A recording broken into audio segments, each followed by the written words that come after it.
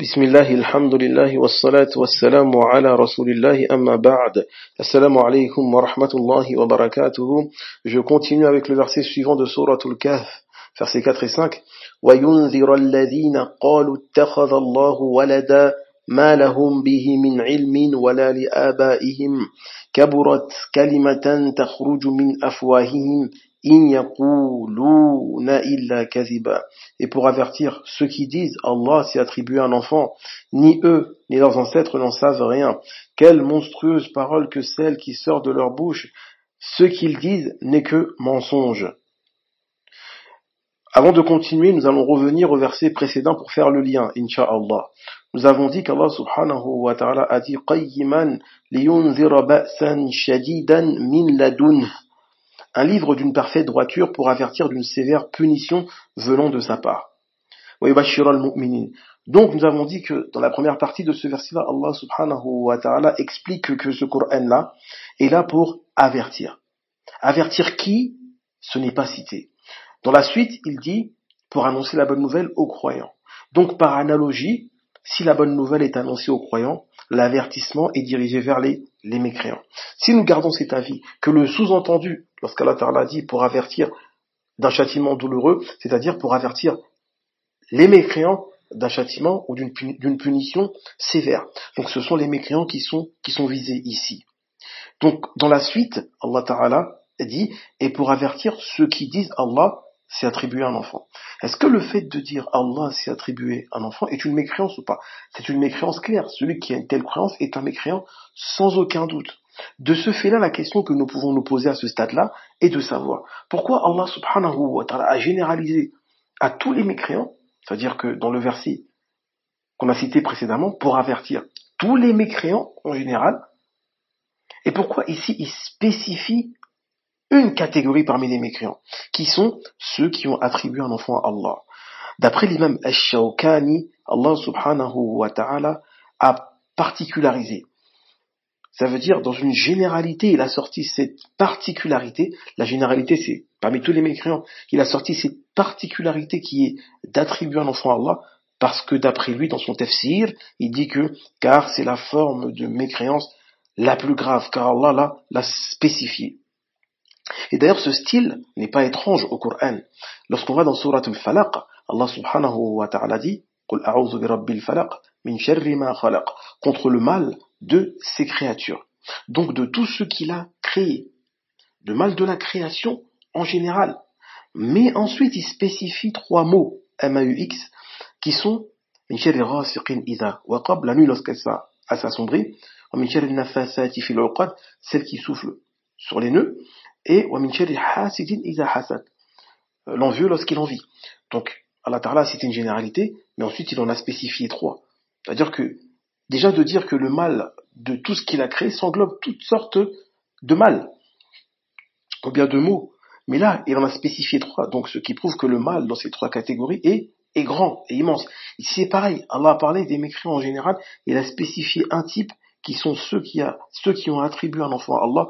Donc, d'après l'imam Shawkani, c'est le même principe, c'est la forme de mécréance la plus grave. Et parmi les preuves qui confortent cela, c'est que cette forme de mécréance vient contredire les trois types d'unicité de tawhid. Ça vient contredire premièrement ar-rububiyya, la divinité. Parce que si Allah subhanahu wa ta'ala s'est attribué un fils venant de lui, donc ce dernier-là va hériter des caractéristiques divines de son père. Donc il va être associé à lui dans ses caractéristiques divines, comme la création, comme la gérance, comme la subsistance. Comme on dit, tel père, tel fils. De ce fait-là, si il a les caractéristiques de la divinité, alors il se mettra à mériter l'adoration. Donc, il va être associé à Allah dans la seigneurie, al-uluhiyya aussi.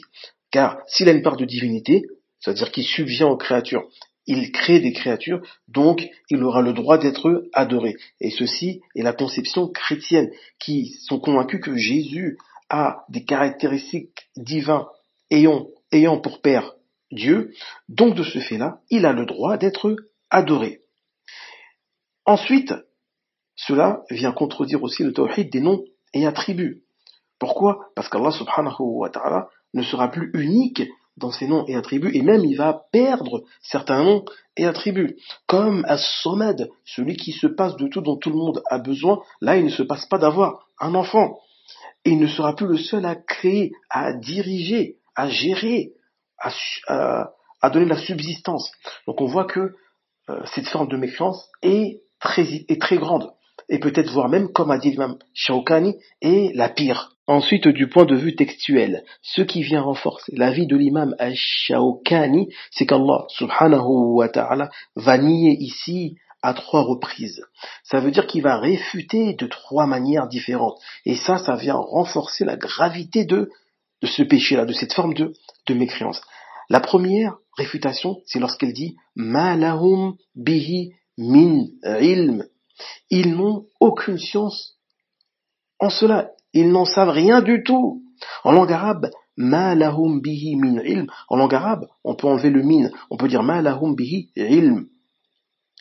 Ça veut dire, ils n'ont pas de science en cela. Mais lorsqu'on ajoute le min après la négation ma, le min ici vient renforcer la négation. C'est un renforcement de la négation. Ce qui voudra dire, ce qui signifiera, ils n'ont absolument aucune science en cela. C'est de l'ignorance pure.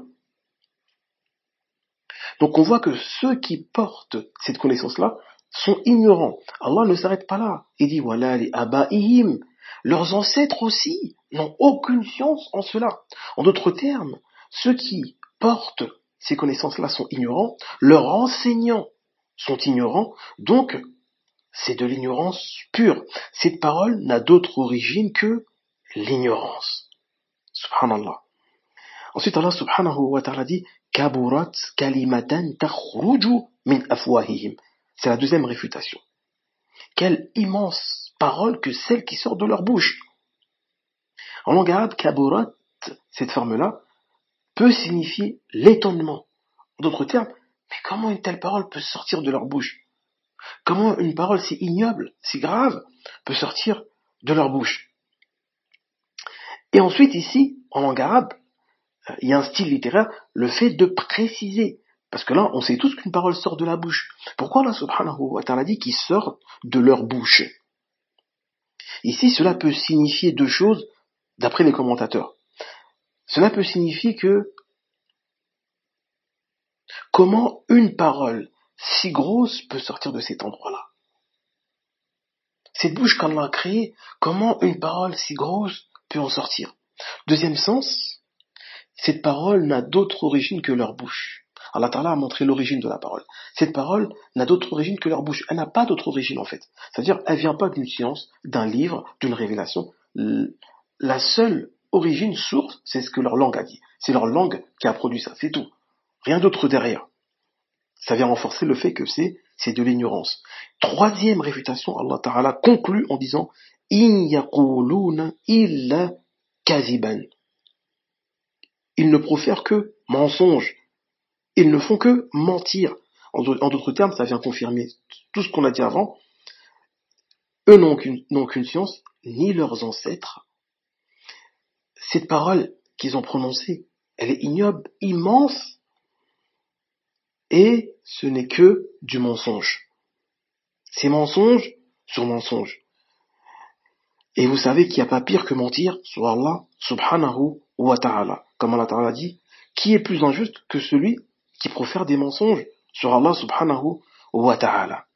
Et je vais conclure par 2 preuves. Une du Coran, une de la Sunna. Concernant le Coran, Allah Ta'ala, en parlant de ce péché, a dit وَقَالُوا اتَّخَذَ الرَّحْمَنُ وَلَدًا لَقَدْ جِئْتُمْ شَيْئًا إِدًّا تَكَادُ السَّمَاوَاتُ يَتَفَطَّرْنَ مِنْهُ وَتَنشَقُّ الْأَرْضُ وَتَخِرُّ الْجِبَالُ هَدًّا أَنْ دَعَوْا لِلرَّحْمَنِ وَلَدًا وَلَا يَنبَغِي لِلرَّحْمَنِ أَنْ يَتَّخِذَ وَلَدًا. Sourate Maryam, versets 88 à 92. Et ils ont dit, le tout miséricordieux s'est attribué à un enfant.